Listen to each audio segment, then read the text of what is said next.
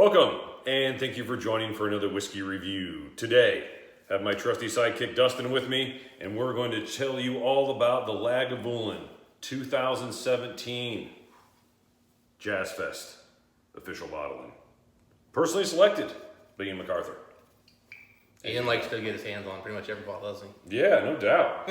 So I don't know exactly how many bottles were made. I know I have bottle number 5156. I think of 6,000 or 7,500. I read one of those two totals there. This one comes in at a whopping 57.6% ABV. Again, the 2017 Jazz Fest bottle from Lagavulin. Let's get this one forward, Dustin. You're no stranger to these facial Lagavulins, being my friend.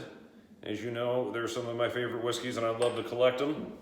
This one here is the first one that I have that's not a facial. This is my first Jazz Fest bottle. And for those of you watching at home, I poured you a little heavy. Yeah, you did. Thank you. They're two separate festivals. One, I believe, is usually around May. The facial is usually around May every year, and I think the Jazz Fest is August, September time, something like that. Mm-hmm. But basically, the facial comes first, and then the Jazz Fest is later on in the year. But facial's more their show-off event, right? It feels like a bigger event where they have more specialty bottlings. At least the majority of the island does anyway, where they have certain days specially or set aside for certain distilleries, which is always fun. But, anytime you can get specialty cask strength Lagavulin is always a good day to me. Now, this one does not come with an age statement, so it's an NAS whiskey. I can guess at the age, or, based on taste and ABV, but, being it comes in at 57.6, this feels like it is around the 12-year-old range, 11, 12, 13, 14 years old would be my guess. I mean, the nose is telling me younger. Even that? Well. This is not 8 years, for example, but I would have targeted 9, 10, honestly. Okay, well, we know this one's natural color since it's a special release from Lagavulin, one of the few things they don't color. So this is kind of a light gold. It's a very light color. And as far as the cask maturation, it has two types of casks. The first one is a refill American oak hogshead and a refill European oak butt. So let's get the nose. Let's see if we can figure out what's going on with this one as far as age, cask maturation, and tell you what we think. The first thing I got was banana. And bananas and salt, which kind of tends to lead me to thinking this is a younger whiskey. Yeah, I definitely get bananas on younger whiskeys.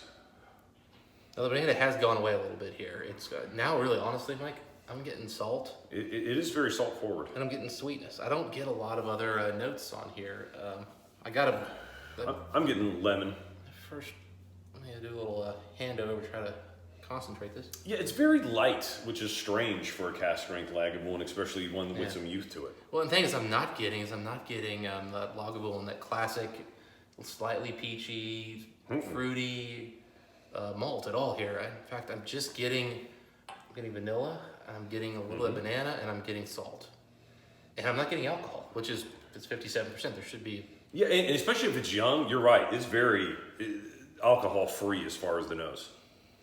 Okay, when I really bring it in, I get almost a swimming pool type thing, which only alcohol instead of chlorine. Mm-hmm. It's like I mean, there's the alcohol, but it's not offensive. I mean, in terms of alcohol, and at 57, it could have been. I see what you're saying with the banana. I'm also getting, again, like a lemon note, like lemon meringue pie almost, without the whipped cream. Yeah, this one is a hard whiskey to really get in here and get notes, and I'm betting water's going to help this one a lot for us to pick out notes. I mean, really, for me, I'm getting cream pie both ways. I'm getting the salt, for sure. I'm getting a good wallop of smoke. But a similar smoke to the 12, which makes me think it's mainly bourbon cask maturation. I'd agree there, for sure. Well, I mean, the color also is kind of moving in that direction, Would be indicative of that as well.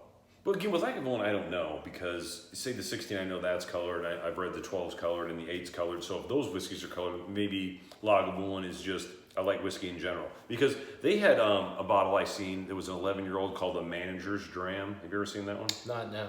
And it was cask strength bottling. It was an old bottling, but man, that thing was clear. Yeah. I mean, it was it's definitely the lightest Lagavulin I've ever seen. If any of you guys have seen or tried the 11-year-old Manager's Dram, that to me is probably what Lagavulin looks like before they had color into it with the 8, the 12, and the 16. Yeah. But you got to remember, it's also how fresh are those casks. And this the color on this, the nose on this is telling me these are second, third, fourth fill casks. Well, it says refill for both of them, so at least it's the second fill. Yeah, but yeah, I mean, but I would tend to agree. I'm thinking it's probably past second, and it's not always a bad thing because it could help us showcase the natural malt they put out. And I do get that Lagavulin sweetness from the malt on this one. I think it is the sweetness in this particular one. It's starting to come out a little more. Yeah, I don't get any vanilla like I would get from like a bourbon cask. I'm just getting like banana cream pie and lemon meringue pie. I'm starting to get the pie crust here a little bit. I think that's the oak. Anyway, first sip, what do you think? What are you picking up? So it is salty. It's got nice sweetness. I put a little more water in that. There's definitely some nice sweetness here. That's perfect. But what's interesting, there's not a ton of stuff, and I'll get back to some of the mid-palate stuff when I have a chance for a second drink here. But the finish definitely makes me think really tired oak. And that's not always a bad thing, but it adds a little bit of sourness, a little bit of bitterness. And that can be a good thing because Lagavulin is such a sweet malt. There's definitely sourness to it. And like right when you swallow, it's a lot more salty. It's very, very salty. Shockingly salty almost. I'll say this though, as far as complexity, I almost say the 12 is, the standard 12s are usually a better whiskey as far as complexity and kind of what's going on with it, which I guess I had higher expectations being a specialty bottling that was a limited release. Maybe I'm missing something here, or I'm missing what the whiskey should have been, but I think I paid, 130, 140 American for this, which puts it in the same realm as the 12-year-old. Yeah. And I know it's a more limited bottling, but I don't know if I'd say it's a better whiskey than the 12. Yeah. Definitely not the 17, which this is a 2017 bottling, so I'm just saying, just comparing it to the Lagavulin 12 2017, that's a better whiskey than this. I think every fish ale we've had has been better, but I mean, that's a high bar. We're not talking about everyday whiskeys here, we're talking the fish eels. So I will say on the nose, now that we've added water, there's more going on here.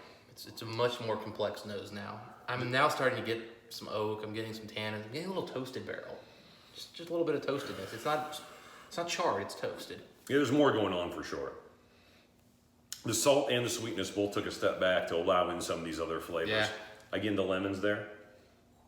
Still not a peach, which I keep looking for the peach because I get that in Lagavulin a lot. There's no peach. No, I don't get the traditional Lagavulin malt profile here. I get elements of it. Like to me, this is like a cousin. It's not even a brother or sister to Lagavulin. It's like a cousin to what I'm used to drinking of Lagavulin. Almost, I wonder if for the Jazz Fest they go for a certain type of profile that's maybe not your typical Lagavulin. Something that's a little more. You think about jazz, it's a freestyle thing. It's kind of about being a little different. So maybe they actually just look for off-profile barrels. And that is what this really comes off to me as. This is an off-profile Lagavulin, and that's not a bad thing here. We're in Columbus, Ohio, filming this. I live here. Dustin lives in Cincinnati. But when I was younger, there was a jazz bar called the Blues Station in Columbus, Ohio, off Vine Street, and they had a couple of really nice whiskeys. Back then, I was kind of into more of the Macallans and stuff like that. But I tell you what, I knew a girl who managed the place. So every once in a while, before in our 20s, we'd go out to the clubs. We'd go to that bar first because it would put you in the right mood. You know what I mean? Happy mood. Have a few drinks, good music.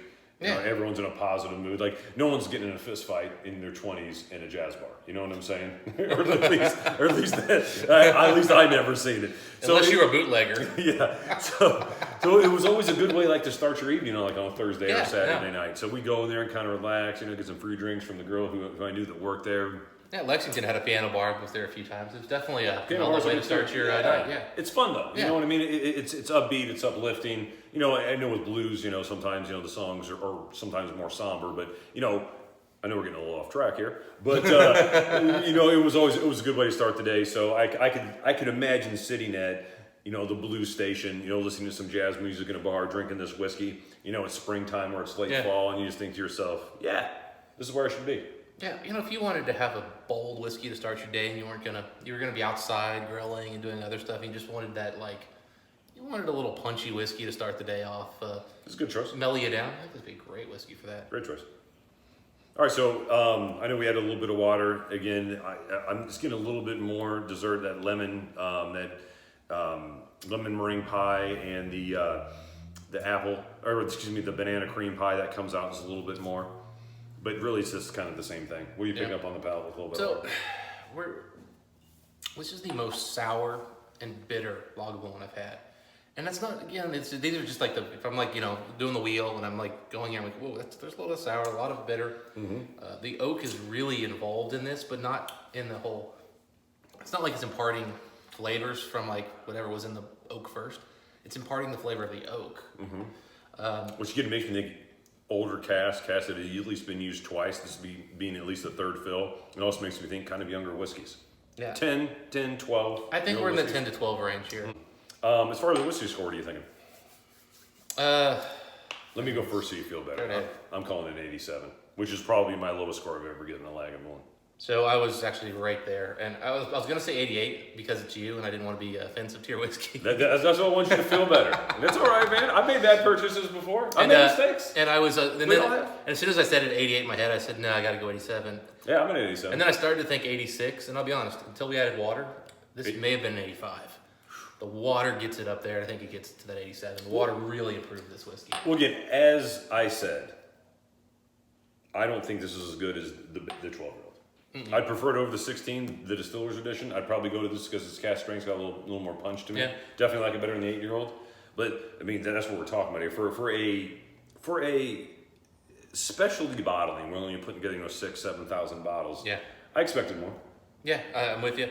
If you find this one and you're a Lagavulin collector and it's $150. Yeah, it was like 120 plus shipping. Yeah, maybe probably worth it. But if you're somebody just looking for a good whiskey, I'd probably save my money for the 12. Yeah, I mean, again, I'm a huge Lagavulin fan. I hate to talk negatively about the store, but it is what it is. Yeah. You know what I mean? I probably wouldn't buy this bottle again. I mean, unless it was a $60 bottle, which that's saying a lot, being cask strength and everything else like that, and being a special release. But Yeah, hey, that's how I feel. This bottle's here as far as the fill level, so I've given it a good chance. I've had this bottle 6 months. Yeah. We've had it multiple times. Yeah. Well, let's put it this way: would you buy this over the Cartridge Triple Wood? No, and that's an $80 bottle. Yeah, and That's Lafroy. and it's an NAS just like this. And I mean, I'd say I'd probably buy 5 of those before I'd buy one of these. And I don't think I'm buying a second bottle of the Cartridge. So it tells me I'm not even that big a fan of it. Yeah, I'm more of a fan of it. You are. I bought 3 at $80, but that's a good price point. Yeah, again, this at 120 plus shipping, I probably wouldn't do it again. I will give the Jazz Fest another chance. I see a bottle of the 2018 version that I think I want to try to pick up, but I'll give it another chance. But not a little disappointing for what I was expecting initially. Yeah, but you know what? It is off-profile Lagavulin, and if you are somebody who's just a Lagavulin Maybe I'm lover, wrong. Maybe I'm an idiot. maybe you just want just the value of trying something that is off their normal profile. I'm still glad I got the bottle. Yeah, and that's what I'm saying. Is like I think the value, and this is kind of like the reason why you go and you buy Cadenhead, Signatory, any of these independent bottlings, because you want to see off-profile versions. This is off-profile Lagavulin, officially bottled. So Agreed. I think there's something to that. Yeah, I mean, and I'm just giving you what my opinion of it is. I mean, regardless, again, I want to like it as Lagavulin, but yeah, I'm an 87. You're an 87. Yep. That's where we're at. We want to once again thank you for joining for another whiskey review. If you have a chance to look at this, you're a Lagavulin fan, I still wouldn't discourage you from buying it. If you're expecting to get a better experience than say the traditional 12-year-olds, you might be disappointed. Dustin says now. It happens. I bought whiskeys that were overpriced before, and I'll do it again.